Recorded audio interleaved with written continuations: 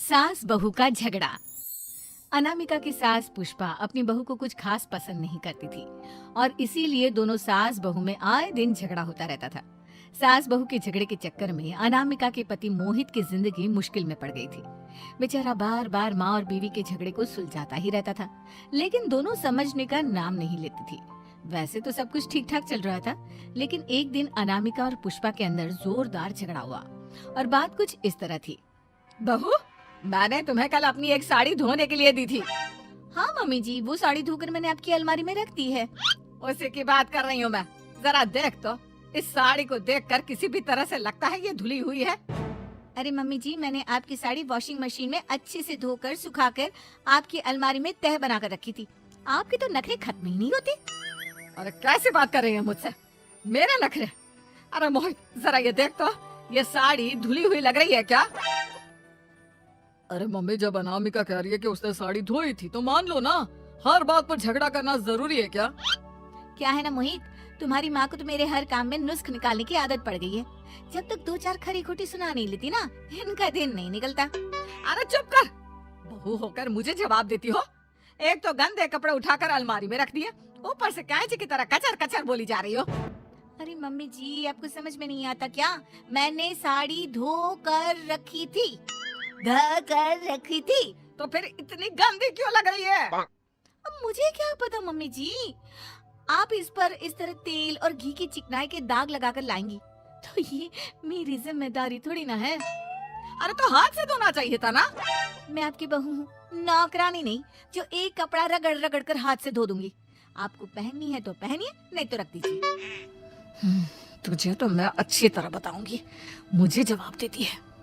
एक दिन सुबह के वक्त, अरे अनामिका, मेरी व्हाइट शर्ट कहाँ है? आज ऑफिस में बहुत बड़ा प्रेजेंटेशन है और मुझे वो व्हाइट शर्ट पहन कर जाना है। मुझे पता है, आपने मुझे 2 दिन पहले ही बता दिया था और आपकी शर्ट मैंने धोकर अच्छी तरह आयरन करके अलमारी में लगा दी है। जाइए वहाँ से ले लीजिए। अनामिका, ये तुमने क्या किया? ये देखो, शर्ट पर लिपस्टिक का दाग लगा हुआ है और ये तो एक जगह से जल भी गई है। नहीं नहीं मोहित, ऐसा नहीं हो सकता। मैंने तो तुम्हारी शर्ट ठीक से इस्त्री करके अलमारी में लगाई थी। तो फिर ये जल कैसे गई अपने आप? अलमारी में लटके लटके थोड़ी ना जल जाएगी। पर मोहित, मुझे अच्छी तरह याद है। देखो, अपनी गलती को छुपाने की कोशिश मत करो। और अगर शर्ट जल भी गई थी तो तुम्हें पहले बताना चाहिए था ना, मैं नई शर्ट लेकर आ जाता। अब ऐन वक्त पर शर्ट कहाँ से लेकर आऊं? मेरा इतना इम्पोर्टेंट प्रेजेंटेशन था, सब खराब हो जाएगा। अरे बेटा, क्यों परेशान होता है? ये देख, मैंने तेरे लिए पहले से ही एक नई व्हाइट शर्ट ला कर रखी है। लेकिन मम्मी, आप मेरे लिए व्हाइट शर्ट क्यों लेकर आई? अरे मुझे पता था तेरा प्रेजेंटेशन होने वाला है और अपनी इस बहू पर तो मुझे बिल्कुल भी भरोसा नहीं। क्या पता मेरी साड़ी की तरह तेरी शर्ट भी गंदी करके रख देती। और देख, वही हुआ ना। बेटा, सारी टेंशन छोड़ और ये नई शर्ट पहन कर जा।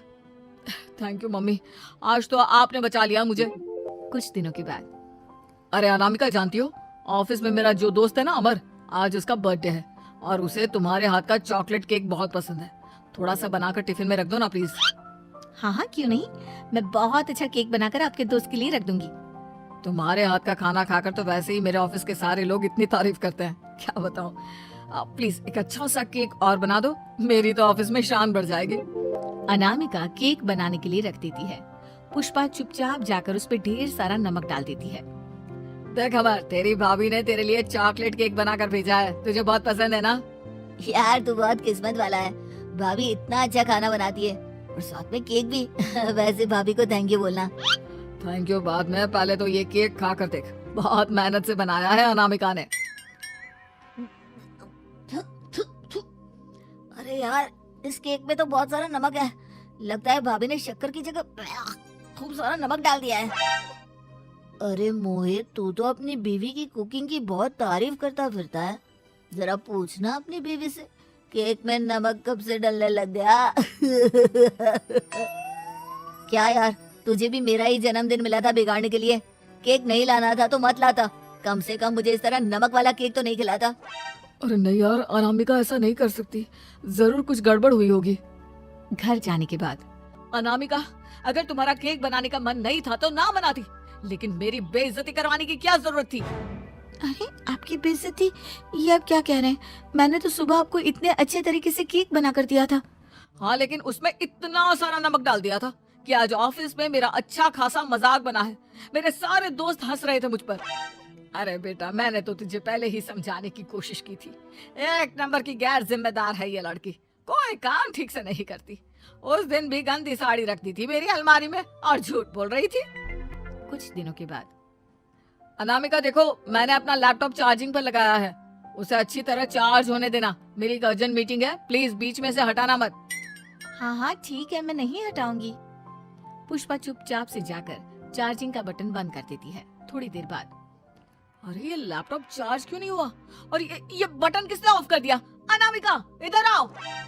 क्या हुआ, क्यों चिल्ला रहे इतना? अनामिका, मैंने तुमसे कहा था ना, मेरा लैपटॉप चार्जिंग पर लगा हुआ है, मेरी अर्जेंट मीटिंग है। तुमने इसका स्विच ऑफ क्यों कर दिया? अरे मैंने ऐसा कुछ नहीं किया, मैं क्यों स्विच ऑफ करूंगी? कुछ दिनों से देख रहा हूँ अनामिका, तुम मेरा हर काम बिगाड़ देती हो। देखो ये अच्छी आदत थी, कम से कम तुम्हें इस बात का तो ध्यान रखना चाहिए था कि मेरी कितनी इंपॉर्टेंट मीटिंग थी। अब क्या करूंगा मैं? आई एम सॉरी मोहित, लेकिन सच में मैंने जानबूझकर कुछ नहीं किया। अगर जानबूझकर नहीं किया तो क्या सब कुछ अपने आप हो जाता है? कभी मेरी शर्ट जल जाती है, कभी केक में नमक डल जाता है। आप मेरी बात क्यों नहीं सुनते? मैंने जानबूझकर कुछ नहीं किया। फिर से वही बात।